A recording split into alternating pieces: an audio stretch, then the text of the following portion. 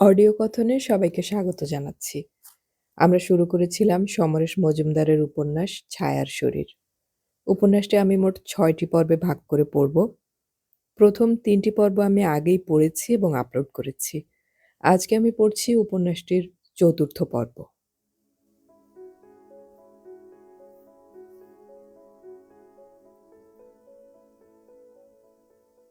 দুপুরের খাওয়া-দাওয়া চুকতে মায়াবতী বড় মেয়েকে শোয়ার ঘরে ডেকে নিলেন। একটা জরুরি কল পেয়ে ডাক্তারবাবু পেশেন্ট দেখতে বেরিয়ে গেছেন। ২ বোনকে নিয়ে নিতা ওপাশের ঘরে শুয়ে আছে। মায়াবতী বললেন, "এখানে এসে বস।" পৃথা বসল। প্রণব কুমার চলে যাওয়ার পরেই তার পোশাক বদলে গিয়েছে। বিয়ের আগে যে গোড়ালি ঢাকা স্কার্ট আর জামা পরত তাই পরে সে এখন বেশ স্বচ্ছন্দ। মায়াবতীও কিছু বলেননি। মায়াবতী জিজ্ঞাসা করলেন, "ওরা কেমন রে?" "ভালো," পৃথা জবাব দিল। মেয়ের মুখের দিকে তাকালেন মায়াবতী। "শাশুড়ি, কথা বুঝতে পেরেছিস?" "একটু একটু।" "তোর সঙ্গে খারাপ ব্যবহার করেনি তো?" "ওমা, খারাপ ব্যবহার করবে কেন?" হাসল পৃথা। "বাড়িতে আর কে কে আছেন?" "অনেকেই, সবার সঙ্গে পরিচয় হয়নি।" "তোর কাছাকাছি বয়সের কোনো মেয়ে আছে?" "না, তবে আমার চেয়ে একটু বড় একজন আছে। ওর দূর সম্পর্কের বোন।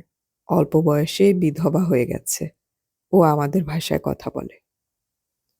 "দেখতে শুনতে কেমন?" "খুব ভালো।" "আবার বিয়ে-থা করবে?" "জিজ্ঞাসা করিনি।" "কি খেতিস?" "যা বাড়িতে হয়, ভাত, ডাল, তরকারি, মাছ বা মাংস।" "রান্না কেমন?" "ভালো।" "হুম, জামাই কেমন?" তাকালেন মায়াবতী। "ভালোই।" "ভালোই মানে? তোর সঙ্গে খারাপ ব্যবহার করেনি তো?" "না, না।" "সে চলে গেল পুনে, ভারতবর্ষের শেষ প্রান্তে, আর তুই পড়ে থাকবি শিলচরে। দেখো, এখনই যেন বাচ্চা-কাচ্চা না হয়।" পৃথা জবাব দিল না, গম্ভীর মুখে বসে থাকল।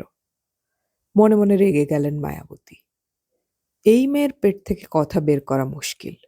তবু বললেন, "এখন তোর বিয়ে হয়ে গিয়েছে, তোকে জিজ্ঞাসা করা যায়, তোদের মধ্যে স্বামী-স্ত্রীর সব সম্পর্ক হয়ে গিয়েছে?" "হুম।"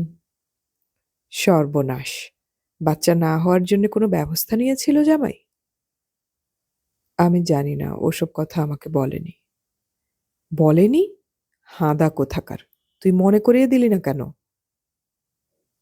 "তোমরাও তো আমাকে বিয়ের আগে কিচ্ছু বলোনি।" "গত মাসে তোর কবে শরীর খারাপ হয়েছিল?" মনে করে তারিখটা বলল পৃথা। সঙ্গে সঙ্গে হিসেব করতে বসলেন মায়াবতী। আঙুলের করগুনে যোগ বিয়োগ করার পর তার মুখে হাসি ফুটল। "মনে হচ্ছে বেঁচে গেলি। ভগবান, তোমাকে আমি সোয়া ৫ আনার পুজো দেব, দেখো।" "আমি যাচ্ছি।" দ্রুত গ্রামোফোনের ঘরে চলে এলো পৃথা। মায়াবতীর হিসেবটা সে ঠিক বোঝে না, কিন্তু প্রণব কুমার নিশ্চয়ই বোঝে। তাহলে বুঝেও প্রণব কুমার এমন কাজ নিশ্চয়ই করবে না যা তাকে সাত তাড়াতাড়ি মা বানিয়ে দেবে। সে শিলচরে পড়ে থাকবে বাচ্চা নিয়ে। গত রাতেও লোকটা তাকে ছাড়েনি। তবে এটা শ্বশুরবাড়ি বলেই বোধহয় বেশি সময় নেয়নি। শিলচরে যা মেনে নিয়েছিল এখানে তা মানতে খুব খারাপ লেগেছে। একসময় ভেবেছিল প্রতিবাদ করবে, কিন্তু সেটা করলে মা বাবা জানতে পারবে বুঝে দাঁতে দাঁত চেপে থেকেছিল। রবীন্দ্রনাথের গান বাজালো সে প্রসঙ্গটা মাথা থেকে তাড়াতে। রেকর্ড না বেছে যেটা হাতে উঠল সেটাই চাপিয়ে দিল। সঙ্গে সঙ্গে কণ্ঠ শোনা গেল, "কাঁদালে তুমি মোরে ভালোবাসারই ঘায়ে।" শোনামাত্র প্রায় ঝাঁপিয়ে পড়ে পিন তুলে নিয়ে গানটা থামিয়ে দিল পৃথা। এ কি, তার সর্বাঙ্গে এখন কদম ফুল! এই গান সে অনেকবার শুনেছে, কিন্তু কখনো এরকম অনুভূতি হয়নি। তখন মনে হতো রবীন্দ্রনাথ ঈশ্বরের উদ্দেশ্যে ওই গান লিখেছিলেন। সে দরজার দিকে তাকালো। না, কেউ নেই। কেউ কি শুনেছে? এই গান তো সে ফুলশয্যার পরে যেদিন সক্রিয় হয়ে প্রণব কুমার তাকে তীব্র যন্ত্রণা দিয়েছিল সেদিনের অনুভূতির গান। দু হাতে মুখ ঢেকে কিছুক্ষণ বসে রইল সে। "এই দিদি, কাঁদছিস?" নিতা এসে দাঁড়ালো। ভ্যাট! হাত সরিয়ে রেকর্ডটা খাপে ভরে বাক্সের একেবারে নিচে ঢুকিয়ে দিল পৃথা। নিতা জিজ্ঞাসা করল, ওইভাবে বসেছিলি কেন? এমনি। তুই না কেমন বদলে গিয়েছিস। দূর, আমি কেন বদলাবো? আয়নায় মুখ দেখিস না? তোর চোখের তলায় আগে কালি ছিল। পৃথা দ্রুত সন্ধ্যা মুখার্জির রেকর্ডটা চাপিয়ে দিল।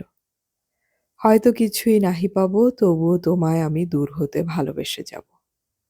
নিতা হেসে ফেলল। তাহলে বোঝ। মানে? বিয়ের আগে তুই এই গানটা খুব অপছন্দ করতিস। নিতা বলা মাত্র গানের আওয়াজ ছাপিয়ে কড়া নাড়ার শব্দ ভেসে এলো। নিতা ছুটে গেল দরজা খুলতে। গান বন্ধ করল পৃথা। তার মাথার মধ্যে লাইনটা পাক খাচ্ছিল। কাঁদালে তুমি মোরে ভালোবাসারই ঘায়ে। দরজা খুলল নিতা। দেখল শিবানী দিদিমা দাঁড়িয়ে রয়েছেন। বলল, এসো। তোর জামাইবাবু দিদিকে নিয়ে চলে গেল? শিবানী জিজ্ঞাসা করলেন। না তো, জামাইবাবু একাই পুনে চলে গেছে আজ। এখন অন্তত 1 বছর দিদিকে শ্বশুরবাড়িতে ট্রেনিং নিতে হবে। ওর শাশুড়ির অর্ডার। নিতা ঘুরে দাঁড়িয়ে চিৎকার করল, মা, শিবানী দিদিমা এসেছেন। গ্রামফোনের বাক্স বন্ধ করে পৃথা বাইরের ঘরে যাওয়ার আগেই মায়াবতী পৌঁছে গেলেন। আসুন আসুন, কয়েকদিন তো আপনাকে দেখতেই পাইনি। কি করে পাবে? কুচবিহারে আমার যে বোন থাকে, তার শরীর খারাপ শুনে দেখতে গিয়েছিলাম যে। আজ ছেলে গিয়ে নিয়ে এলো। হো, তাই বলুন। কাল অনেক রাতে মেয়ে জামাই এলো। জামাইয়ের অফিস থেকে ডাক এসেছে, ছুটি বাতিল। তাই একটা রাত এ বাড়িতে ঘুমিয়ে সকালে ছুটল বাস ধরতে। এ কেমন দিরাগমন কে জানে। মায়াবতী কাঁধ নাচালো। পৃথার দিকে তাকালেন শিবানী। কিরে, এখন কিছুদিন থাকবি তো? আমি কিছু জানি না, পৃথা বলল। ওর শ্বশুর লোক পাঠিয়ে নিয়ে যাবে ওকে, সংসার করতে শেখাবে। এখন তো আমাদের কথা খাটবে না। গোত্র বদল হয়ে গেছে। ওদের জোর অনেক বেশি। এ কি, আপনি এখনো দাঁড়িয়ে রয়েছেন কেন? বসুন, চা খাবেন তো? মায়াবতী বসলেন না। না না, চা খাবো না, আমি চলি। চঞ্চল হয়ে উঠলেন শিবানী। তাকে এগিয়ে দিতে রাস্তার কাছাকাছি চলে এলেন মায়াবতী। শিবানী মাসিকে ঠিক অন্য দিনের মতো স্বাভাবিক বলে মনে হচ্ছিল না তার। আপনি কাল এখানে থাকলে জামাইয়ের সঙ্গে আলাপ করিয়ে দিতাম। বিয়ের সময় আলাপ হয়েছিল তো। তখন তো লোকের ভিড়, ভালো করে কথাও বলতে পারেননি। ছেলেটি বেশ ভালো। বাহ, ওর বাড়ির লোকজন পৃথাকে ভালোভাবে নিয়েছে তো? দেখুন, মেয়েকে যাই জিজ্ঞাসা করি বলে ভালো, যেন শ্বশুরবাড়ির নিন্দে করবে না বলে পণ করেছে। হে মেয়ে তো আমার কাছে কখনো মনের কথা খুলেই বলে না। হ্যাঁ, খুব চাপা মেয়ে। ওটা আমার কাছে, বাপের কাছে গেলে খই ফোটে। শিবানী ডাক্তারবাবুর মুখ মনে করলেন। জিজ্ঞাসা করলেন, তিনি কোথায়? জরুরি কলে গেছেন, ফিরে আসার সময় হয়ে গেল। আমি যাই। শিবানী আর দাঁড়ালেন না। মিনিট 7 হাঁটলেই তাদের কোয়ার্টার্স। খুব অস্বস্তি হচ্ছিল তার। অনুপ কখনো ভুল দেখবে না। আজ সকালে তাকে নিয়ে আসতে কুচবিহারে গিয়েছিল অনুপ। রাস্তায় হেঁটে যাওয়ার সময় সে দেখেছে একটা রিকশায় প্রণব কুমার আর একজন ঘোমটা মাথায় মহিলা বসে স্টেশনের দিকে যাচ্ছে। দূর থেকে মহিলার মুখ দেখতে পায়নি সে, মাথা ঘোমটায় ঢাকা ছিল বলে। কিন্তু প্রণব কুমারের সুন্দর চেহারা চিনতে ভুল করেনি। পেছনের আরেকটা রিকশায় কয়েকটা সুটকেস ছিল। অতএব সে ভেবে নিয়েছিল প্রণব কুমার আর পৃথা কোথাও যাচ্ছে। শিবানী খবরটা জেনে বলেছিল, হৌমা, মাত্র 1 রাত থাকলো দিরাগমনে এসে। এই সময় মেয়েরা বাপের বাড়িতে কদিন থেকে সুখ পায়। জামাই ও শ্বশুর বাড়ির মানুষদের সঙ্গে একটু ঘনিষ্ঠ হওয়ার সুযোগ নেয়। তারপর ভেবেছিলেন হয়তো সকালেই ওরা শিলচর থেকে এসেছে। অনুপ ভেবেছে ওরা স্টেশনের দিকে যাচ্ছে। হয়তো ওরা যাচ্ছিল ট্যাক্সি স্ট্যান্ডের দিকে। নতুন বউকে নিয়ে প্রথমবার শ্বশুরবাড়িতে জামাই রিকশায় যেতেই পারে। প্রণব কুমারকে চিনতে ভুল করবে না অনুপ। সে পুনে গিয়ে আলাপ করেও এসেছে। অথচ তিনি নিজের চোখে পৃথাকে দেখে এলেন। কি কাণ্ড! তাহলে রিকশায় প্রণব কুমারের পাশে যে বসেছিল সে কে? ভয়ঙ্কর অস্বস্তি হচ্ছিল শিবানীর। কথাটা তিনি মায়াবতীকে বলতে পারেননি। যতই কথা বলে আসুক, মানুষের তো কখনো কখনো দৃষ্টি বিভ্রম হয়। হয়তো লোকটা প্রণব কুমারের মতো দেখতে, প্রণব কুমার নয়, হওয়ার কথাও নয়। যে ছেলে নতুন বউকে দিরাগমনে এসে শ্বশুরবাড়িতে রেখে কর্মস্থলে যাচ্ছে, তার পাশে রিকশায় অন্য মেয়ে মানুষ বসে থাকবে কি করে? প্রণব কুমার এদিকের ছেলে নয়। হুট করে কোনো মেয়ে তার রিকশায় উঠতে যাবেও বা কেন? বাড়ি ফিরে শিবানী দেখলেন অনুপ চুপচাপ বসে আছে। তাকে দেখে বলল, কোথায় ছুটলে অমন করে? আমি বেরুতেও পারছি না। ডাক্তারবাবুর বাড়িতে গিয়েছিলাম। হো, এখনো খুব কান্নাকাটি চলছে? অনুপ হাসল। আচ্ছা ভেবে বলতো, তুই রিকশায় প্রণব কুমারকে দেখেছিলি? মায়ের মুখের দিকে অবাক হয়ে তাকালো অনুপ। মানে? তুই আবার মনে করে দেখতো। আশ্চর্য, লোকটাকে দেখে আমি চিনতে পারবো না? ওর সঙ্গে পুনে গোটা দিন কাটিয়েছি। ভাবলাম ওকে ডাকি, কিন্তু রিকশাটা বেশ জোরে বেরিয়ে গেল। উনি অবশ্য আমাকে দেখতে পাননি। অনুপ বলল। ওর পাশে পৃথা বসেছিল? হ্যাঁ, মাথায় ঘোমটা দেওয়া, নতুন বউরা যেরকম দিয়ে থাকে। তুই স্টেশনে গিয়ে কথা বললি না কেন? আরে আমি স্টেশনে যেতে যাব কেন? কোনো জরুরি কথা বলার থাকলে হয়তো যেতাম। অকারণে কেন যেতে যাব? বসে পড়লেন শিবানী। আমার হাত পা ঠান্ডা হয়ে যাচ্ছে। অনুপ চলে এলো মায়ের পাশে। কি হয়েছে মা? ডাক্তারবাবুর বাড়িতে গিয়ে দেখি পৃথা এখানেই আছে। সে কি? চমকে উঠল অনুপ। জামাই কাল এসে ওকে রেখে গেছে। দুদিন পরে লোক এসে ওকে নিয়ে যাবে শিলচরে। আজ সকালের বাসে জামাই কুচবিহার হয়ে পুনে চলে গেছে। ওর অফিস থেকে জরুরি ডাক এসেছে, শিবানী বললেন। মাথা নাড়ল অনুপ। আমি তো কিছুই বুঝতে পারছি না। তাহলে ওই মহিলা কে? দেখ বাবা, ভেবে দেখ। তোর যদি ভুল হয়। মা, আমার ভুল হয়নি। লোকটার পরনে নীল ফুল হাতা শার্ট ছিল। মহিলা পরেছিলেন কমলা রঙের শাড়ি। ইস, ওর মুখটা যদি দেখতে পেতাম। কিন্তু প্রণব কুমারের আর কোনো আত্মীয় স্বজন এদিকে থাকে না রে। যাকে, তুমি এই ব্যাপার নিয়ে আর মাথা ঘামিও না। কাউকে কিছু বলারও দরকার নেই। বললে তো প্রমাণ দেওয়া যাবে না। অনুপ বলল। আমি ভাবি মেয়েটার কথা। অত ভালো মেয়ের কপালে কি লেখা আছে ঈশ্বর জানেন। শিবানী চোখ বন্ধ করলেন। কিন্তু পরের দিন বিকেলে ডাক্তারবাবুর বাড়িতে না গিয়ে পারলেন না। ভেতরের ঘরে তখন গান বাজছে। সুদূর কোনো নদীর পাড়ে, গহন কোনো বনের ধারে। ডাক্তারবাবুই দরজা খুললেন। আরে, আসুন আসুন, কেমন আছেন? ভালো। মেয়ে আসার পর মনটা বেশ ভালো লাগছে। গলা শুনে মায়াবতী এই ঘরে আসতে আসতে বললেন, ওরে একটু বন্ধ কর। তখন থেকে গানের পর গান বাজিয়ে যাচ্ছিস। ডাক্তারবাবু বললেন, আহা বাজাক না, ওখানে শুনতে পায়নি। মায়াবতী বললেন, তাহলে যন্ত্রটাকে প্যাক করে ওর সঙ্গে দিয়ে দিও। শিবানী জিজ্ঞাসা করলেন, ওরা কবে লোক পাঠিয়ে নিয়ে যাবে? এখনো কোনো ফোন বা চিঠি আসেনি, হয়তো কালই হুট করে কেউ এসে যাবে। যার তার সঙ্গে ওকে পাঠাবেন না। ডাক্তারবাবু বললেন, না না, নিশ্চয়ই দায়িত্ববান কাউকে পাঠাবেন প্রাণকুমার বাবু। অনেকটা সময় গল্প করলেন শিবানী পৃথার সঙ্গে ভাষা নিয়ে। রসিকতাও করলেন। বললেন, জড়িয়ে টেনে উচ্চারণ করে বলে তুই বুঝতে পারিসনি। কান খাড়া করে শুনলে ঠিক বুঝতে পারবি। ওঠার সময় মায়াবতীকে একা পেয়ে বললেন, তোমার জামাইকে অনুপ কোচবিহারে দেখেছিল, কিন্তু কথা বলতে পারেনি। ওমা, কেন? রিকশায় ছিল প্রণব কুমার, তাই। আমি বললাম, ঠিক দেখেছিস তো? ও রেগে গেল। চেনা লোককে চিনব না? বলল, নীল শার্ট পরেছিল প্রণব কুমার। খুব সুন্দর দেখাচ্ছিল ওকে। হেসে মাথা দোলালেন মায়াবতী। হ্যাঁ ঠিকই, ও নীল শার্ট পরেই গেছে। পাছে ধরা পড়ে যান তাই মায়াবতীর মুখের দিকে তাকালেন না শিবানী। বাড়ি ফিরতে ফিরতে শেষ পর্যন্ত নিজেকে বোঝালেন, তার কিছুই করার নেই। কিন্তু মেয়েটাকে, শিবানীর মাথা ঝিমঝিম করছিল। প্রাণকুমার ভেবেছিলেন তার আশ্রিত এক কাকাকে পাঠাবেন পৃথাকে ফিরিয়ে আনতে, কিন্তু বৃদ্ধ যাওয়ার আগের দিন অসুস্থ হয়ে পড়লেন। ফলে সমস্যায় পড়লেন তিনি।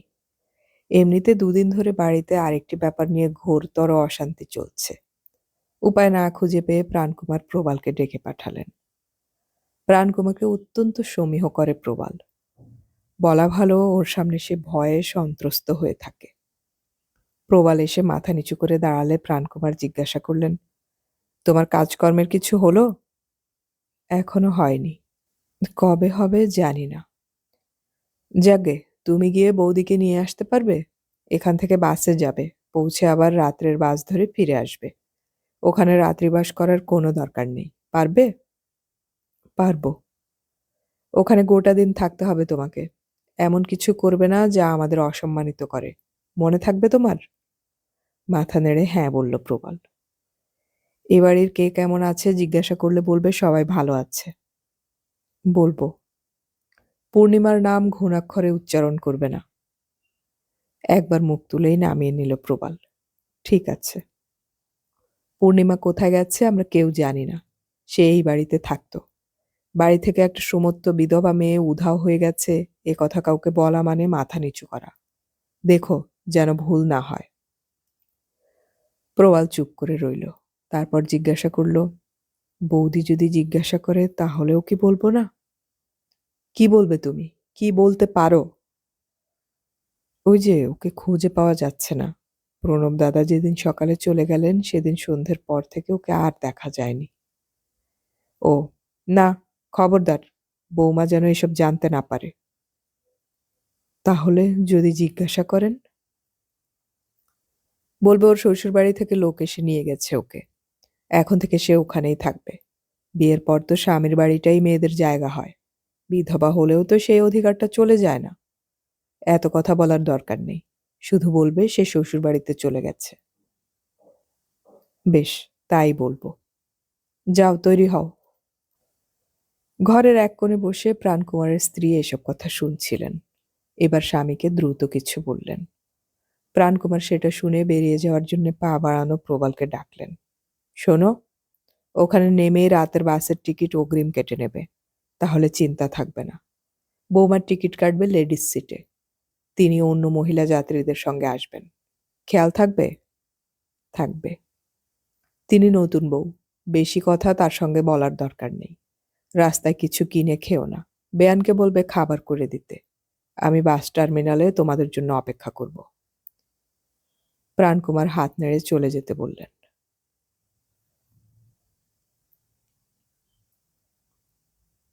সাত সকালে কড়া নাড়ার শব্দ পেয়ে দরজা খুলেছিল নিতা। তারপর বেশ কড়া গলায় জিজ্ঞাসা করেছিল, কি চাই?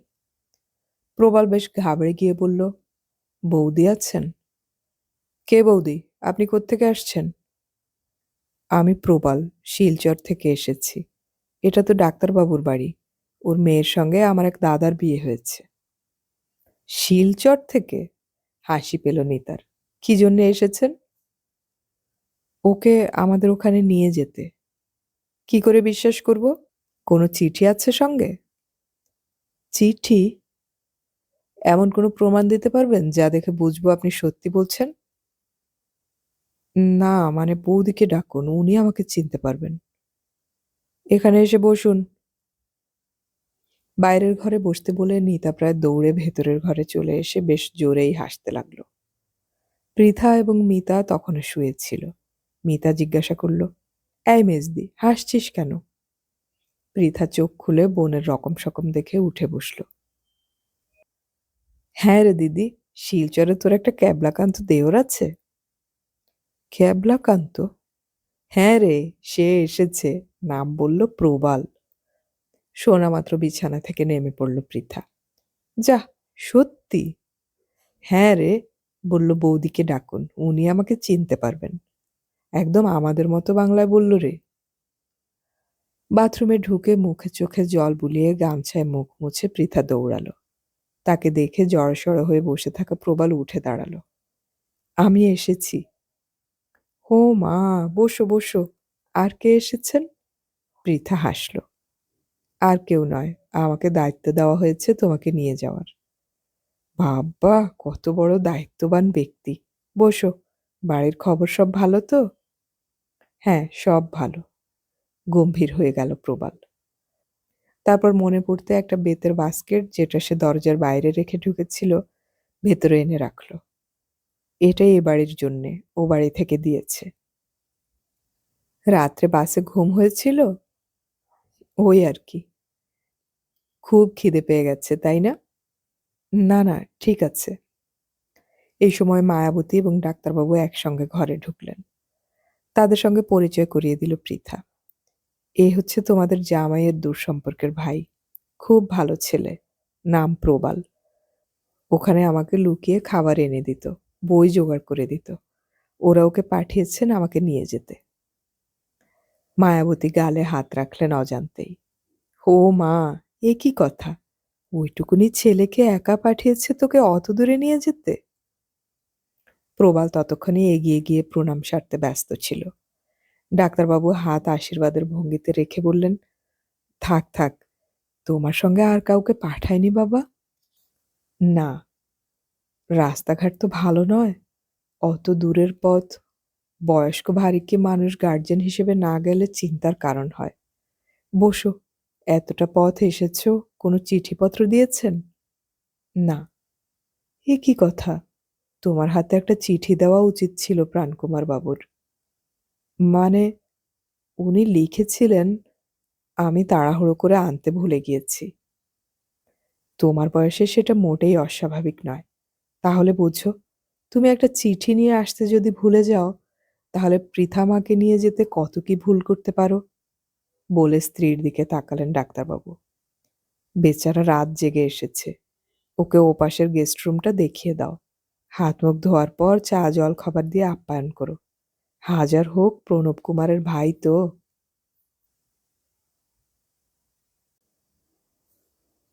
লুচি, বেগুন ভাজা আর মিষ্টি প্লেটে সাজিয়ে ট্রের ওপর রেখে মায়াবতী পৃথাকে বললেন, যা, দিয়ে আয়।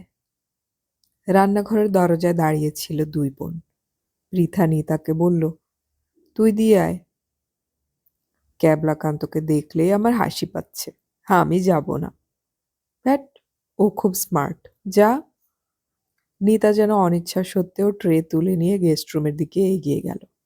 মায়াবতী বড় মেয়েকে বললেন, তুই সঙ্গে যা। কি বলতে কি বলে দেবে ও। তারপর খেয়াল হতেই জিজ্ঞাসা করলেন, প্রণব কুমারের কিরকম ভাই হয় রে? আমি জানি না। তুই দেখছি কিছুই জানিস না। অতদিন ওই বাড়িতে থাকলি।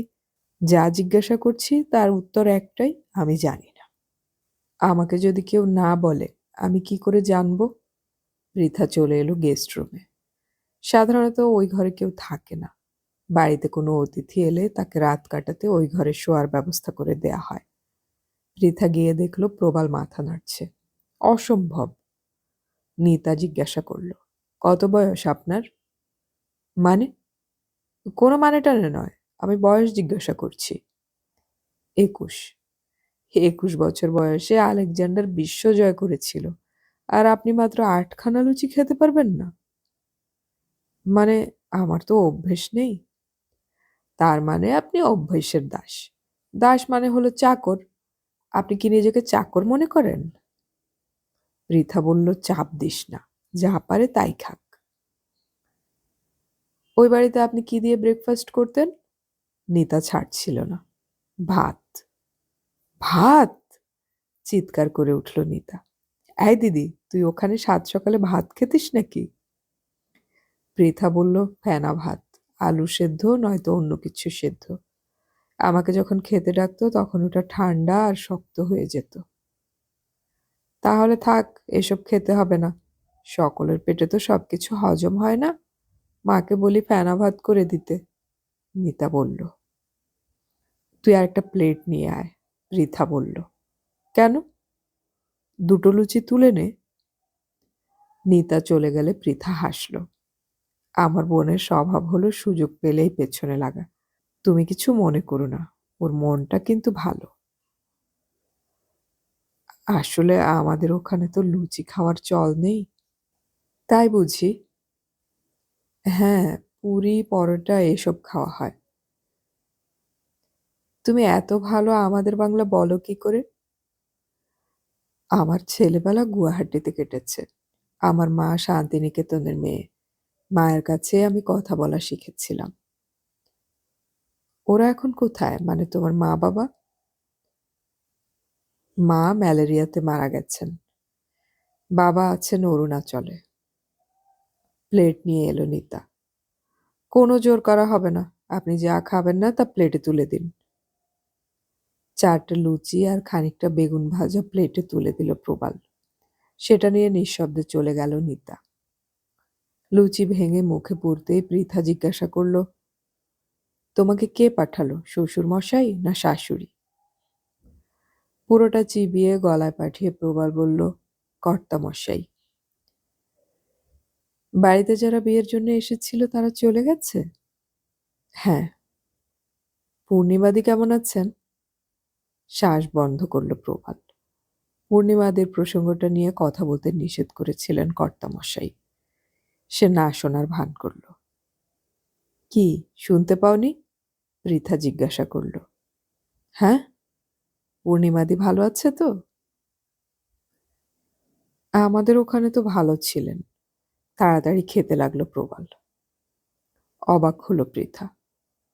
তোমাদের ওখানে ভালো ছিলেন মানে? খাওয়া শেষ করে প্রবাল বলল, একটু জল খাবো। দেখেছো কাণ্ড, খাবার দিয়েছে কিন্তু জল দেয়নি। পৃথা দ্রুত চলে গেল জল আনতে। হাঁফ ছেড়ে বাঁচল প্রবাল। তাড়াতাড়ি মনে মনে কথা তৈরি করে নিতে লাগলো সে। জল নিয়ে এসে পৃথা জিজ্ঞাসা করল, তুমি চা খাও? ঢকঢক করে জল খেয়ে মাথা নাড়ল প্রবাল। না।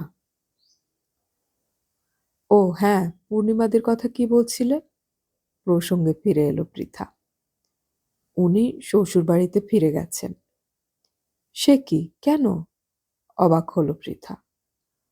ওর শ্বশুরবাড়ির লোকজন এসে অনুরোধ করলে উনি রাজি হয়ে গেলেন। শ্বশুরমশাই কিছু বলেননি? না, কোনো আপত্তি করেননি। বলেছেন মেয়েদের আসল জায়গা হলো তাদের স্বামীর বাড়ি।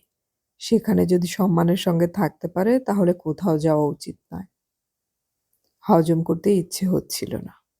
পৃথা জিজ্ঞাসা করল, ওর সেই ভাসুর এসেছিলেন? কোন ভাসুর? পূর্ণিমা যা বলেছে তা প্রবালের সঙ্গে আলোচনা করা যায় না। সে বলল, কজন ভাসুর আছেন তা তো আমি জানি না। দুজন এসেছিলেন, বেশি দূরে নয়, এই আলিপুরদুয়ারেই। তোমাদের এখান থেকে বেশি দূরেও নয়। কুচবিহারের কাছেই তো আলিপুরদুয়ার।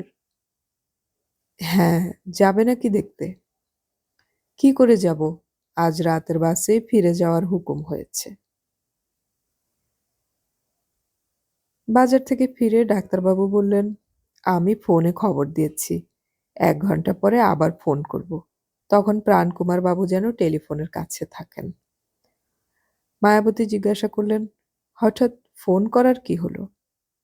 বাহ, একটা বাচ্চা ছেলেকে উনি পাঠিয়েছেন আর তার সঙ্গে আমি মেয়েকে রাতের বাসে যেতে দেব? তাছাড়া ছেলেটিকে যে উনি পাঠিয়েছেন তার তো কোনো প্রমাণ নেই। বিয়ের সময় বরযাত্রীদের দলেও তো ওকে দেখিনি। পৃথা তো চেনে। বেশি বরযাত্রী আনতে চায়নি বলে প্রাণকুমার বাবু ওকে আনেননি। তাড়াতাড়ি খবর দিও। যদি আজই যায় তাহলে তো আমাকে সব গুছিয়ে দিতে হবে। নিতাকে ডেকে বলো আমাকে সাহায্য করতে। মায়াবতী বললেন। পৃথা কি করছে? মন তো খারাপ হবেই। কোথায় মন খারাপ? দিব্যি দেওরের সঙ্গে গল্প করছে। দেওর? শব্দটা উচ্চারণ করেই মাথা নাড়লেন ডাক্তারবাবু। ও হ্যাঁ, তাই তো। টেলিফোন এক্সচেঞ্জ থেকেও একবার লাইন পাওয়া ভাগ্যের কথা, কিন্তু আজ পেলেন। যে ধরেছিল তাকে প্রাণকুমারের নাম বলতেই ডাক্তারবাবু গলা শুনতে পেলেন। নমস্কার বেআই মশাই, আপনার জরুরি তলব পেয়ে এক্সচেঞ্জে ছুটে এলাম। সত্যি খুব দুঃখিত আপনাকে কষ্ট দিলাম বলে, কিন্তু এছাড়া তো কথা বলার কোনো অন্য উপায় নেই। তাড়াতাড়ি কথা সারি।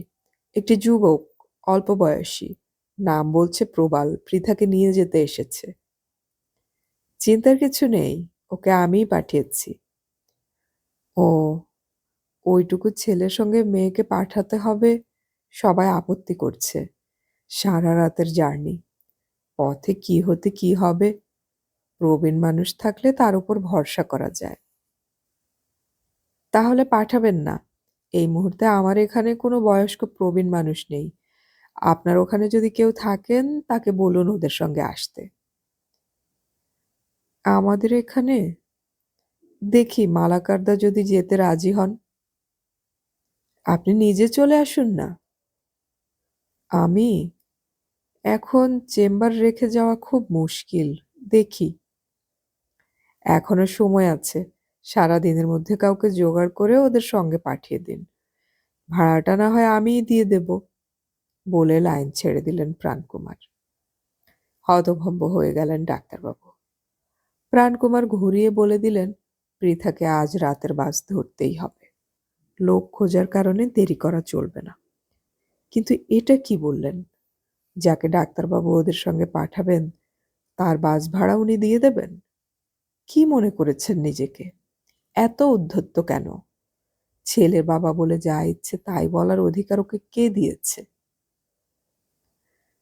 বাড়িতে ফিরতে ফিরতে ডাক্তারবাবু সিদ্ধান্ত নিলেন, মালাকার দা তো বটেই, কোনো বয়স্ক মানুষকে ওদের গার্জেন হিসেবে তিনি পাঠাবেন না। ওরা আজই চলে যাবে যখন, তখন যাক। মায়াবতীকে ব্যাপারটা জানিয়ে চেম্বারে যাওয়ার মুখে নিবারণ মালাকারের সঙ্গে দেখা। দুটো বড় চাল কুমড়ো নিয়ে রিকশায় বাড়ি ফিরছেন। ডাক্তারবাবুকে দেখে রিকশা থামিয়ে বললেন, খুব সস্তায় পেলাম বলে দুটো কিনে ফেলে ভাবছি কি করব। একটা নেবেন নাকি? না না, চাল কুমড়োর ভক্ত বাড়ির কেউ নয়। দাদা, আপনার সঙ্গে একটু কথা ছিল। রিকশা থেকে নেমে একটু দূরে সরে এসে নিবারণ মালাকার জিজ্ঞাসা করলেন, কি হয়েছে বলুন তো? আপনাকে খুব আপসেট দেখাচ্ছে। প্রবালের আশা প্রাণকুমার বাবুর সঙ্গে টেলিফোনের কথাবার্তার বিবরণ দিলেন ডাক্তারবাবু। নিবারণ মালাকার বললেন, একটা সরল সত্য কথা শুনুন। যেদিন মেয়ের বিয়ে দিয়েছেন সেদিন ওর গোত্রান্তর হয়ে গেছে। শৈশব থেকে যে পদবি ব্যবহার করে এসেছিল তাও পাল্টে গেছে, ঠিক কিনা? হ্যাঁ। ততদিন সে ছিল আপনাদের মেয়ে। বিয়ের পর সে হলো আরেকজনের স্ত্রী, শ্বশুর শাশুড়ির বৌমা, দেওর ননদের বৌদিদি। অর্থাৎ তার পরিচিতি অনেক বেড়ে গেল। সে এখন ওই বাড়ির বউ। সে ওখানে কখন খাচ্ছে কখন ঘুমোচ্ছে তা নিয়ে মাথা ঘামালে আপনিই কষ্ট পাবেন। তার কোনো উপকার হবে না। মেয়ের বাবা হলো কাকের মতো। কোকিলের ডিমকে তা দিয়ে ফুটিয়ে বড় করে। ডানায় জোর এলে সেই বাচ্চা কোকিল হয়ে উড়ে যায়। এটা মেনে নেওয়া ছাড়া কোনো উপায় নেই। সবই বুঝি, তবুও। থেমে গেলেন ডাক্তারবাবু। আর একটা নগ্ন সত্য কথা বলি। ও বাড়িতে গিয়ে তার ফুলশয্যা হয়েছে। দিরাগমনে আপনার কাছে আসার আগে স্বামী স্ত্রী একসঙ্গে ছিল। ওর শরীর মনের বদল হয়েছে, এ কথা ভাবছেন না কেন? অতিরিক্ত স্নেহ করেন বলে ওকে আগলে রাখতে চাইছেন। সেটা ওর অপছন্দ হতেও পারে। নিবারণ মালাকার উপদেশ দিয়ে রিকশায় উঠে বসলেন। তবু মেনে নিতে পারলেন না ডাক্তারবাবু। সেই ৩-৪ বছর বয়স থেকে বিয়ে হওয়া পর্যন্ত মেয়ের মনটাকে যেভাবে তৈরি করে দিয়েছিলেন তিনি, তা এই কয়দিনে মুছে যাবে? কখনো যেতে পারে? বাড়ি থেকে বাস স্ট্যান্ডে যাওয়ার পথে এক প্রস্থ কান্নাকাটি হলো। বাবা এবং পরে মাকে জড়িয়ে যখন পৃথা কাঁদল, তখন প্রবাল কুঁকড়ে দাঁড়িয়েছিল একপাশে।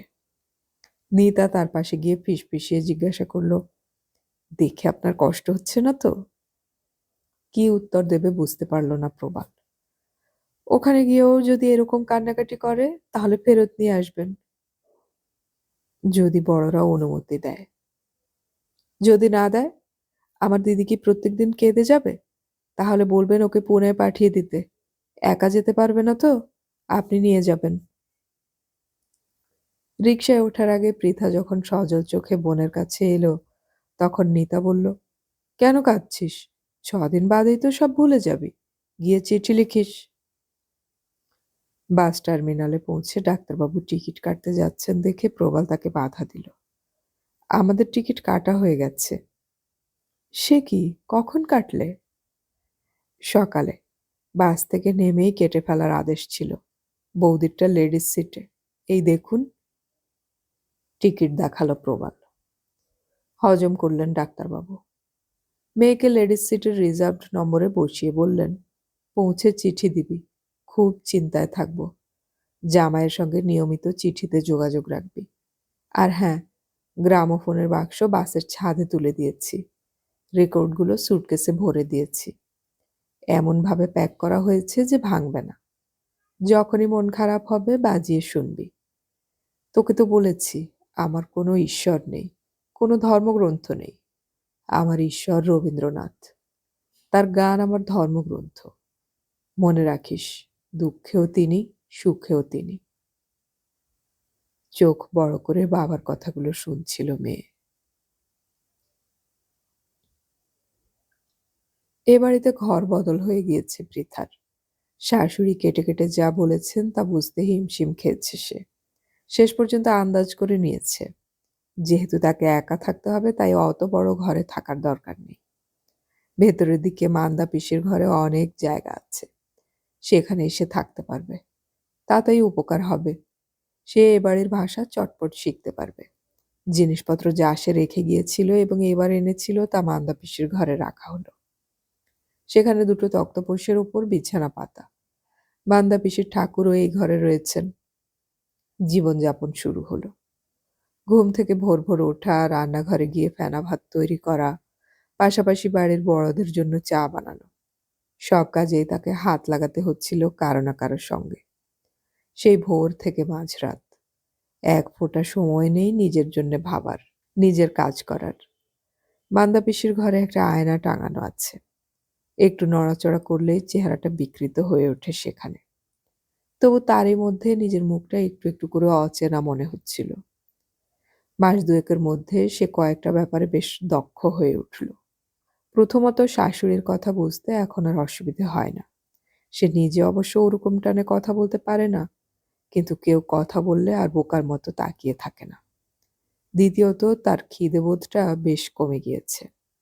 ঘুম থেকে ওঠার পর প্রথম পেটে পড়ে ২ হাতা ফেনা ভাত অথবা ৫ মুঠো মুড়ি আর আলু সেদ্ধ। সেটা সকাল ১০টার আগে তো নয়ই। তার আগে গোষ্ঠীর খাওয়া সযত্নে পরিবেশন করতে হয়। স্নানে যায় ৩টে নাগাদ। তখন রান্নাঘরের ধোয়াধুয়ি শেষ। তারপর মান্দা পিসিদের সঙ্গে মেঝেতে আসন পেতে খেতে বসা। প্রথম প্রথম জিভ গলা ঝালে জ্বলত। এখন জ্বলুনিটা অভ্যেসে এসে গেছে। তারপর আধ ঘন্টা যেতে না যেতেই রাত্রের খাবারের আয়োজনে হাত লাগাতে হয়। তরকারি কাটতে কাটতে আঙুলে বটির আঘাতে রক্ত বেরোতো প্রথম প্রথম। এখন আর বের হয় না। রাত্রে হেসেল উঠত ১১টার কিছু পরে। তখন বুক জুড়ে অম্বল। জ্বালা করত, ঢেকুর উঠত। মান্দা পিসি খই দুধ খেত ১ বাটি। কপাল ভালো এইটুকু, কৃপা করে তার থেকে খানিকটা পেত পৃথা। তৃতীয়ত, শ্বশুর মশাইকে রোজ ২ বার দেখতে যেত সে, দুপুর আর রাতের খাবারের সময়। গম্ভীর মুখে ৩ রকমের তরকারির সঙ্গে ২ রকমের মাছ বা মাংস খেতেন। সে যখন পরিবেশন করছে তখন ভুলেও মুখ তুলে তাকাতেন না, তবে মাঝে মাঝে সে তার গলা শুনতে পেত। তোমার বাবা চিঠি দিয়েছেন, ভালো আছেন ওরা। সেই মুহূর্তে পরিবেশনের হাত কেঁপে উঠত, শরীর শক্ত হতো। ওটা প্রথম প্রথম, পরে তাও হতো না। চতুর্থত, প্রবালকে সে দেখতে পেত না ভিতর মহলে।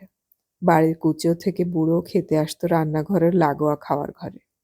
মালি চাকর বাকর তাদের খাবার যেত বাইরের বারান্দায়, যেখানে চোখ যেত না ভিতর মহল থেকে। সম্ভবত প্রবাল তাদের সঙ্গেই খেতে বসত। নতুন বউয়ের সঙ্গে ঘর ভাগ করতে হয়েছিল বলে প্রথম ১ মাস মান্দা পিসি উঠতে বসতে ভগবানকে গালাগালি দিতেন। এতটা কাল পুজো করেও তিনি কোনো কৃপা পেলেন না।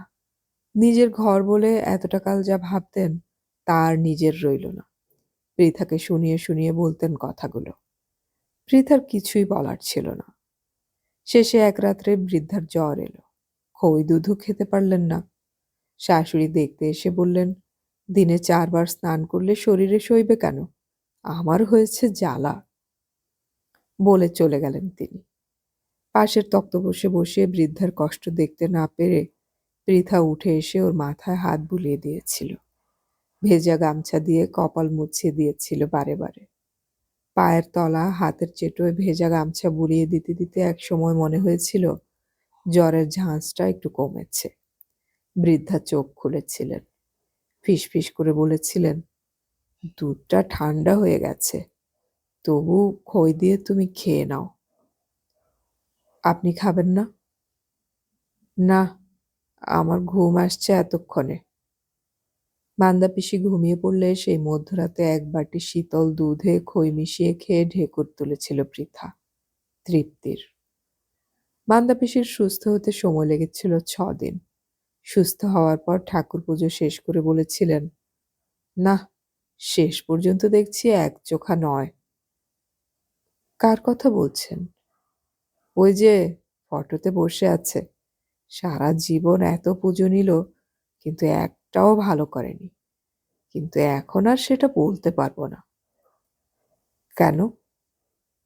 তোমাকে তো এই ঘরে এনে দিল, কি সেবা তুমি করলে কদিন ধরে। না না, আমি কিছুই করিনি। কিন্তু ব্যবহার বদলে গেল মান্দা পিসির।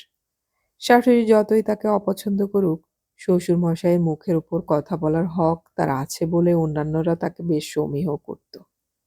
মাঝে মাঝে তারই নির্দেশে একটু আধটু ভালো খাবার জুটত পৃথার ভাগ্যে। 3 মাস চলে যাওয়ার পর মাঝরাত্রে শরীর গুলোলো। পৃথা ছুটে গেল কলঘরে। নিস্তব্ধ বাড়িতে যতটা সম্ভব বাঁচিয়ে বমি করল। মুখে হাতে জল দিয়ে সে যখন ঘরে ঢুকল, তখন মান্দা পিসি তক্তপোষের উপর বাবু হয়ে বসে আছেন। বরের চিঠি তো আসতে দেখি না। নিজের তক্তপোষে বসে মাথা নেড়েছিল পৃথা। না লিখুক, ছেলেদের 7 খুন মাপ। তা তুমি লিখছ না কেন? কি লিখব? কি লিখতে হবে তা আমি বলে দেব? বুঝতে পারল না পৃথা। শরীরটা অস্থির লাগছিল বলে শুয়ে পড়ল। এর আগে বমি হয়েছে? না। খই দুধ খেলে কারো অম্বল হয় না যে মাঝরাতে বমির জন্য ছুটতে হবে। কাল তোমার শাশুড়িকে বলবো। কি বলবেন? ডাক্তার দেখাতে? এখন তো আর আগের দিন নেই। 10 মাস পেটে পুষে বড় করো, সব কষ্ট সহ্য করে, তারপর উঠোনের এক কোণে আঁতুড় ঘর তৈরি করে তাতে ঢুকে জন্ম দাও। দিতে গিয়ে কত মেয়ে মানুষের প্রাণ গিয়েছে। এখন আগে থেকে ডাক্তার দেখানো, হাসপাতালের ব্যবস্থা করে রাখা, যাতে সবকিছু ঠিকঠাক হয়। তা তোমার মা বাবা কিরকম? কান ঝাঁ ঝাঁ করছিল পৃথার। এইসব কি বলছেন মান্দা পিসি? মান্দা পিসি একটু থেমে বললেন, বাবার পক্ষে সম্ভব না জানি, মা তো বলে দিতে পারতো। 5 দিনের জন্য সে থাকবে, এই সময় যাতে পেটে বাচ্চা না আসে তার জন্য সতর্ক করেনি তোমাকে? বলে দেয়নি বরকে কি বলতে হবে? মাথা নেড়ে না বলেছিল পৃথা। বোঝো, বর তো পুনে ফুর্তি মারছে। এখন তুমি যদি পেটে চ্যাঙ্গারি ধরে থাকো, তাহলে তার ওজন দিনকে দিন বাড়বে। আপনি আপনি এখনই কাউকে কিছু বলবেন না, পৃথা বলল। কেন? বলবো না কেন? তোমার বিপদ হোক আমি চাই না।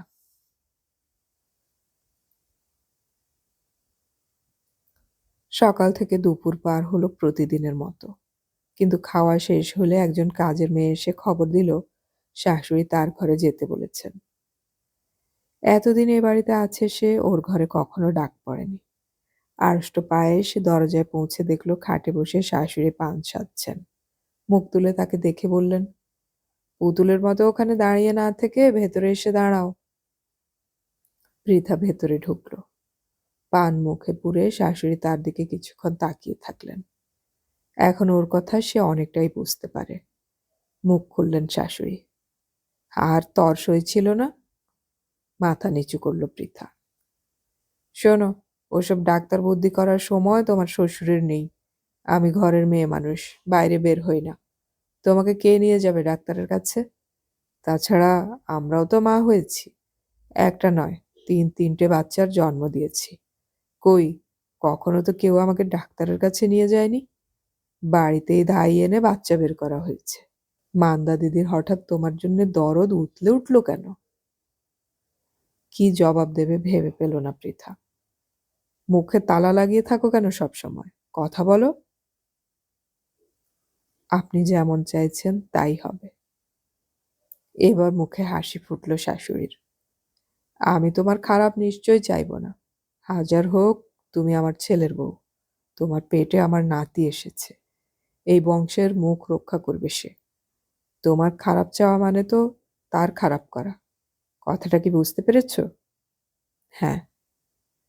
তা আমি ভেবে দেখলাম তোমাকে আর মান্দা দিদির সঙ্গে এক ঘরে রাখা ঠিক হবে না। ওই বুড়ি সব সময় তোমার কান ভারী করবে। কান ভারী হলে মন বিষিয়ে যায়। মন বিষিয়ে গেলে পেটে যে এসেছে তারও খারাপ হয়। তাই আজ থেকে তুমি আগের ঘরে গিয়ে থাকো। আমি ওই ঘরে গোপালের ছবি, শিবের ছবি, মা দুর্গার ছবি টাঙিয়ে দিয়েছি। যখনই ঘরে থাকবে ওই ছবিগুলোর দিকে তাকাবে। রোজ দুবেলা ওদের পুজো করবে। ফুল বেলপাতার দরকার নেই, মনে মনে করলেই হবে। আর তোমার শ্বশুর একটা গীতা কিনে এনে দেবেন। ওটা রোজ ঘুমানোর আগে পড়বে। এসব করলে যে পেটে এসেছে তার মঙ্গল হবে। বুঝতে পেরেছ? শাশুড়ি শুয়ে পড়লেন পাশ ফিরে। আগের ঘরে ফিরে এলো পৃথা। তার যাবতীয় জিনিসপত্র কাজের লোকেরা পৌঁছে দিয়ে গেল। ঠাকুর দেবতাদের ছবিও টাঙিয়ে দেওয়া হলো। একা হলে সে তাদের দিকে তাকালো। এইসব ছবির দিকে তাকালে পেটে যে এসেছে তার মঙ্গল হবে। পেটে হাত দিল পৃথা। পেটের ভেতর কারো অবস্থান সে টের পেল না। সে নিজে বুঝতে পারছে না, অথচ মাঝরাতে বমি করেছিল বলে ওরা সব বুঝে গেল। গর্ভবতী মহিলা সে দেখেছে। বাচ্চাটা পৃথিবীতে না আসা পর্যন্ত শরীর ভয়ঙ্কর খারাপ দেখায়। ভালোভাবে হাঁটতে পারে না।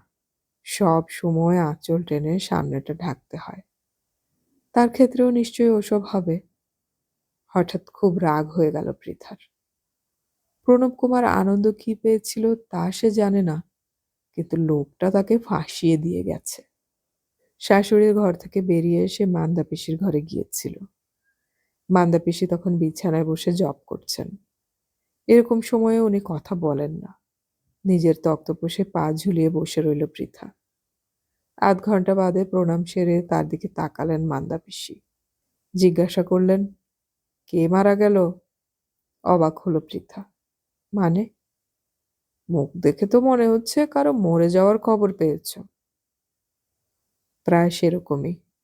উনি বলেছেন আমার নাকি এখন থেকে একা থাকা উচিত। যে ঘরে আগে ছিলাম সেই ঘরে থাকতে বললেন।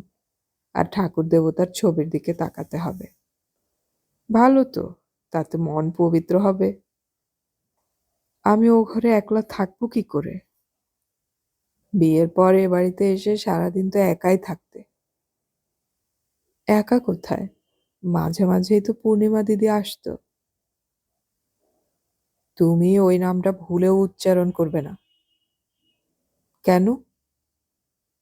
বান্দা পিসি একটা বড় শ্বাস নিলেন। এই কয়েক মাসে কাউকে ওই নামটা বলতে শুনেছ? এই বাড়ি থেকে ওই নাম মুছে গিয়েছে। কেন? কি করেছে পূর্ণিমা দিদি? বিধবা হয়ে শ্বশুর বাড়িতে ফিরে যাওয়া কি অন্যায়? ভালো করে না জেনে উত্তর দিতে পারবো না। যেটুকু জানি সেটুকুই বললাম। কিন্তু আমি কি করব? শাশুড়ি যা বলেছেন তাই করবে। ওখানে গেলে তো আপনার সঙ্গে কথা বলতে পারবো না। এ বাড়ির সব জায়গায় তো আমি যেতে পারি। ইচ্ছে হলে তোমার ঘরেও যাব। সত্যি কথা বলতে কি, এতকাল এই ঘরে একা থেকে ঠাকুর পুজো করেছিলাম। তুমি আসায় একটু অস্বস্তি যে হচ্ছিল না তা বলবো না। তুমি চলে গেলে আবার নিজের মতো থাকতে পারবো। হাসলেন মান্দা পিসি। আমার কথা খারাপ ভাবে নিও না। আমরা পৃথিবীতে আসি একা, যাইও একা। মাঝখানের এই থাকার সময়টায় যদি একা থাকার অভ্যেস করতে পারো, তাহলে দেখবে অনেক স্বস্তি পাবে। জীবন মানেই তো কাদা বাঁকে জড়ানো নানান সম্পর্কের ডালপালা। যত জড়াতে যাবে তত নোংরা লাগবে গায়ে। শাশুড়ির দয়া হলো। সন্ধেবেলার সংসারের কাজ থেকে তিনি তাকে অব্যাহতি দিলেন, কিন্তু কাক ভরে উঠে হেসেলে যাওয়াটা চালু থাকলো। বললেন, এই সময়ে যত চলাফেরা করবে তত বাচ্চার মঙ্গল। রোজ নিজের ঘর ঝাঁট দেবে, নেতা দিয়ে মুছবে, খাওয়ার ঘরটাও জলখাবারের আগে মুছে রাখবে। তাতে তলপেট এবং পায়ের ব্যায়াম হবে। সন্ধেবেলায় ঘরে বসে গীতা পড়বে। তোমার শ্বশুর মশাই বলেছেন মাঝে মাঝে তিনি তোমার মুখে গীতা শুনবেন। ফলে বিকেল 4টের সময় ভাত খেয়ে ওঠার পর বুক জ্বলতে শুরু করে। বাপের বাড়িতে কখনো রান্নায় শুকনো লঙ্কা দেওয়া হয় না, এরা সেটা পছন্দ করেন। বারংবার জল খেয়েও সেই জ্বলুনি কমানো যায় না। ফলে রাতের খাবার একটু নাড়াচাড়া করেই উঠে যায় সে। মান্দা পিসি তাকে দুধ খই খাওয়াতেন, এখন সেই সুযোগ তার নেই। খুব কান্না পায় পৃথার। স্নান করে ঘরে এসে আয়নার দিকে তাকাতেই চোখ ছোট হয়ে গেল পৃথার। মুখের একটা দিক গলায় ঘামাচির মতো কিছু ছেয়ে গেছে, অনেকটা এঁচোড়ের খোসার মতো দেখাচ্ছে চামড়া। খুব গরমকালেও তার কখনো ঘামাচি হয়নি। গা ঘিনঘিনিয়ে উঠল। তারপর মুখটা আয়নার কাছে নিয়ে যেতেই পরিষ্কার দেখতে পেল দুই চোখের তলায় হালকা কালচে ছায়া পড়েছে। গালটা ভাঙা ভাঙা। খাটের ওপর বসে পড়ল সে। কতক্ষণ বসেছিল খেয়াল নেই। দরজা ঠেলে ঢুকলেন শাশুড়ি। কি ব্যাপার, শুনলাম খেতে যাওনি? উঠে দাঁড়ায় সে। আবার প্রশ্ন এলো, ঘুমাচ্ছিলে নাকি? না। তাহলে? আমার মুখে গলায় কি যেন বেরিয়েছে। শাশুড়ি 2 পা এগিয়ে এলেন। কই দেখি, হাম নাকি? খানিকটা দূরত্ব রেখেও খুঁটিয়ে দেখে বললেন, না, হাম তো নয়। ওরকম হয়, বাচ্চা হওয়ার আগে শরীরে ঘামাচি বেরোতেই পারে। তার জন্য খাওয়া দাওয়া ছেড়ে ঘরে বসে মুখ গোমড়া করে থাকার কোনো কারণ নেই। আমার হয়েছে জ্বালা। যাও খেয়ে নাও। বাড়ির কুকুর বেড়ালেরও খাওয়া হয়ে গিয়েছিল। তাকে দেখে রাধুনী মাসি বকর বকর করতে করতে ভাতের থালা মাটিতে রেখে আসন পেতে দিলেন। এখন না এসে একেবারে রাতের খাওয়া খেতে এলে একটু বিশ্রাম পেতাম। ঠান্ডা ভাত, ডাল, তরকারি আর শুটকি। শুটকির গন্ধ নাকে আসতেই শরীর গুলিয়ে উঠল। কোনো রকমে বাটিটাকে দূরে সরিয়ে রেখে ভাতে ডাল মেখে 2 গ্রাস গিলে উঠে পড়ল পৃথা। দূরে দাঁড়িয়ে রাধুনী মাসি ব্যাপারটা দেখে চাপা গলায় বলল, হে কি, লইট্টা শুটকি ছুঁয়েও দেখলে না? তোমার শাশুড়ি চেটে পুটে খেয়ে গেছে। আমি খেতে পারছি না, বমি বমি লাগছে, অসহায় মুখ করে বলল পৃথা। দোষটা তোমার বাপের। বিয়ে দেওয়ার আগে 7 বার ভাবা উচিত ছিল। যাও, বাটিটা সরিয়ে রাখছি। রাধুনী মাসিকে আচমকা দয়ালু দেখালো। ঘরে ফিরে গিয়ে কিছুক্ষণ শুয়ে রইল। তারপর তার কাঁপুনি এলো, শরীর গুলিয়ে উঠল। দৌড়ে পাশের কলঘরে গিয়ে বমি করল কিছুটা। খাবারের সঙ্গে তেতো জল উঠল। মুখ ধোয়ার পর একটু একটু করে শরীর শান্ত হলো। ঘরে এসে চোখে পড়ল খাটের একপাশে ছোট বই রাখা আছে। সে যখন খেতে গিয়েছিল তখন নিশ্চয়ই কেউ রেখে গেছে। খুশি হয়ে বইটা তুলে নিয়ে দেখল মলাটে লেখা রয়েছে শ্রীমদ্ ভগবদ গীতা। এই বইটা তাহলে শ্বশুর মশাই পাঠিয়েছেন। খাটে বসে সে প্রথম পাতার উপর চোখ রাখল। ওম পার্থায় প্রতিবোধিতাং ভগবতা নারায়ণেন স্বয়ং ব্যাসেন গ্রথিতাং পুরাণ মনিনা মধ্যে মহাভারতম। তার নিচে বাংলায় লেখা, হে জননী ভগবদ্গীতা, স্বয়ং ভগবান শ্রীকৃষ্ণ অর্জুনকে যার কথা বলেছেন তা আপনি, মহর্ষি ব্যাসদেব। মহাভারতের ভীষ্ম পর্বে যা গ্রন্থন করেছেন, অদ্বৈত তত্ত্বরূপ অমৃত বর্ষিণী ও সংসার নাশিনী ভগবতী, আমি আপনার ধ্যান করি। বাবার কথা মনে এলো। বাবা বলেছিল, গীতা কার লেখা বলতো? সে জবাব দেবার আগেই পাশ থেকে মা বলেছিল, সবাই জানে, শ্রীকৃষ্ণের লেখা। বাবা খুব হেসেছিল। বলেছিল, কুরুক্ষেত্রের যুদ্ধের সময় আত্মীয় স্বজনদের মৃত্যু দেখে শোকে কাতর হয়ে অর্জুন যখন স্থির করলেন আর যুদ্ধ করবেন না, তখন তার রথের সারথি শ্রীকৃষ্ণ তাকে কিছু উপদেশ দিয়েছিলেন। সেই উপদেশগুলোই গীতা। মনে রাখতে হবে, শ্রীকৃষ্ণ উপদেশগুলো উচ্চারণ করেছিলেন। নিশ্চয়ই যুদ্ধক্ষেত্রে রথের ওপর বসে কাগজে কলমে লেখেননি।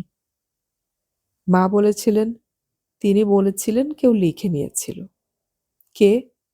বাবা মাথা নেড়েছিলেন। সে সময় শ্রীকৃষ্ণ এবং অর্জুন ছাড়া সেখানে কেউ ছিল না। শুনতে লিখতে পারতেন গণেশ।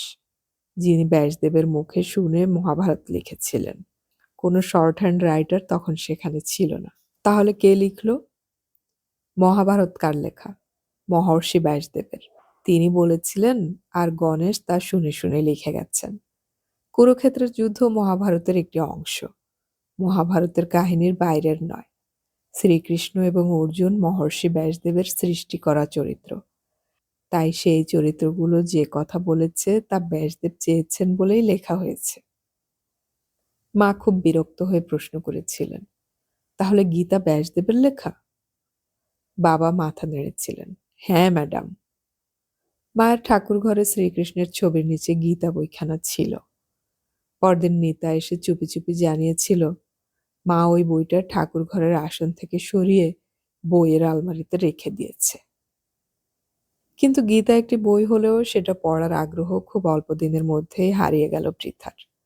শুধু উপদেশ আর উপদেশ। যারা মোক্ষপ্রদ পরম শান্তি পেতে চান তাদের জন্য ওই বইটি। সে পড়েছিল, তুমি মদগত চিত্ত হও, আমাকে ভজন এবং পূজা করো, শান্ত মনে আমাকে প্রণাম করো, তোমার মন এবং বুদ্ধি সমর্পণ করলেই তুমি আমাকে লাভ করবে। তার এরকম কিছু করার কোনো বাসনা নেই।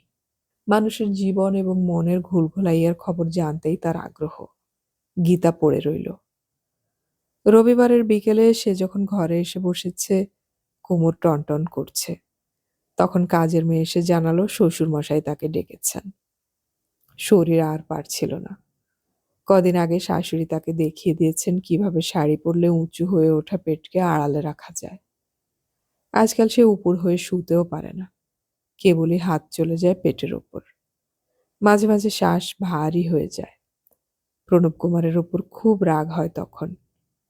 ওই লোকটার জন্যই আজ তার এই অবস্থা। পা টেনে টেনে সে শ্বশুরমশাইয়ের ঘরের দরজায় যেতেই তার গলা শুনতে পেল, এসো বৌমা, ভেতরে এসো। শ্বশুরমশাইয়ের পাশে দুজন যুবক বসে আছে, দুজনকেই একরকম দেখতে। শ্বশুরমশাই বললেন, এরা তোমার দুই দেবর। আমার দাদা এখনো ইস্ট বেঙ্গলে আছেন। আমরা যখন চলে আসি তিনি এ দুটোকে ছাড়তে চাননি, সেখানেই থেকে গিয়েছিল। এখন তো পাসপোর্ট ছাড়া আসা যাওয়া খুবই সমস্যা, তাই তোমাদের বিয়ের সময় আসতে পারেনি।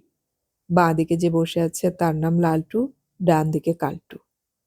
সঙ্গে সঙ্গে লালটু বলে উঠল, বাইরের লোকের কাছে এত কথা বলার কি আছে, মা তো ঘোমটা ছাড়া চান করতেও যেত না। শ্বশুরমশাই হাসলেন, দিন বদলাচ্ছে লালটু, তাছাড়া আমার বংশধর ওর শরীরে এসে গিয়েছে, এখন ওকে বাইরের লোক বলে ভাবি কি করে? কালটু বলল, ঠিক কথা। লালটু বলল, এই চুপ, তোকে আমি মুখ খুলতে নিষেধ করেছি না? পৃথা অবাক হয়ে শুনছিল। দুই ভাইয়ের উচ্চারণ এত দুর্বোধ্য যে সে তাল রাখতে পারছিল না। এখন এই বাড়ির মানুষদের কথা সে মোটামুটি বুঝতে পারে, কিন্তু এই দুজন কি জড়িয়ে জড়িয়ে কথা বলছে? শ্বশুরমশাই বললেন, হ্যাঁ, তোমাকে যে জন্য ডেকেছি। গীতা মুখস্থ হয়ে গিয়েছে? মুখস্থ? চমকে উঠল পৃথা।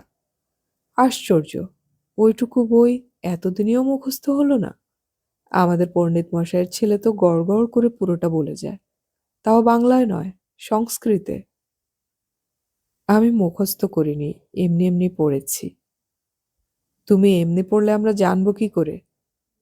ঠিক, লালটু বলল, খুব স্বার্থপর দেখছি। শ্বশুর মশাই বললেন, আমার তো পড়ার সময় নেই, ভেবেছিলাম তুমি পড়ে মুখস্থ করলে মাঝে মাঝে তোমার মুখ থেকে শুনে নেব। এই সময় শাশুড়ি ঘরে ঢুকলেন। সঙ্গে সঙ্গে কালটু বলে উঠল, মা, মা, আমি মোগলাই পরোটা খাবো এখনই। শাশুড়ি বললেন, খাবে বাবা, প্রবালকে ডাক, এনে দেবে। প্রায় এক লাফে ঘর থেকে বেরিয়ে গেল কালটু। শ্বশুরমশাই বললেন, তোমার বাবা চিঠি পাঠিয়েছেন, তার ইচ্ছে তুমি তার ওখানে গিয়ে সন্তান প্রসব করো। আমাদের পরিবারের নিয়ম হলো পুত্রবধূ স্বামীর বাড়িতেই সন্তানের জন্ম দেবে। এই বংশের উত্তরাধিকারী কেন অন্যের বাড়িতে জন্মাবে?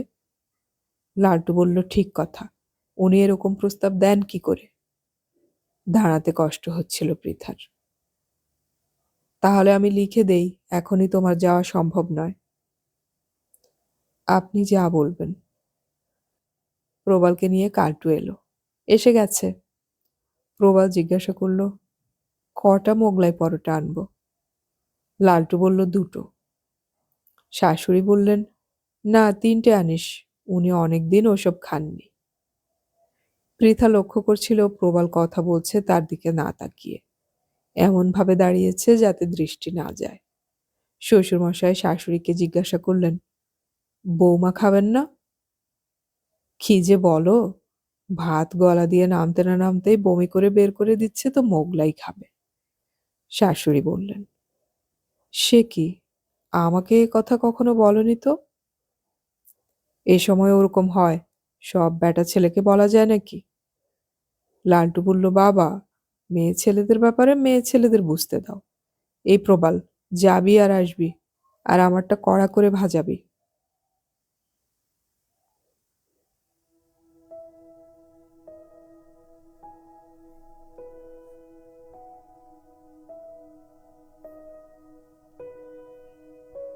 এতক্ষণ আমি পড়ে শোনালাম সমরেশ মজুমদারের উপন্যাস ছায়ার শরীর এর ৪র্থ পর্ব। উপন্যাসটির বাকি পর্বগুলো আমরা খুব শীঘ্রই আপলোড করার চেষ্টা করব, শোনার আমন্ত্রণ রইল।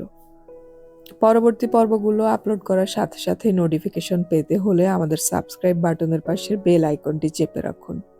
অডিও কথনে আমাদের গল্প পাঠ ভালো লাগলে চ্যানেলটি সাবস্ক্রাইব করে রাখুন এবং বন্ধুদেরকে শেয়ার করুন।